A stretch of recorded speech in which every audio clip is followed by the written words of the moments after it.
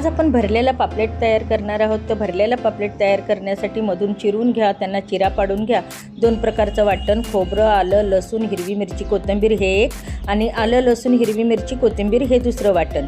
दोन्ही प्रकारचे वाटण आपण वाटून घेतलेले आहेत. आता पापलेटला आपल्याला हिरवं वाटण लावून घ्यायचं आहे. तर त्याच्या आधी मी लिंबू लावून घेतलेला आहे आणि हिरवं वाटण, त्याच्यावर हळद, मीठ आणि लाल तिखट आणि किचन किंग मसाला वापरून घेतलेला आहे आणि ते लावून घेतलेलं आहे. आता पॅनमध्ये कांदा आणि खोबऱ्याचं वाटण, लाल तिखट, मिरची, मालवणी मसाला, कोकम, आगळ टाकून घेतलेला आहे. कोथिंबीर टाकली. मसाल्याला तेल सुटेपर्यंत भाजलं आणि थंड झाल्यानंतर पापलेटमध्ये तो भरून घेतलेला आहे.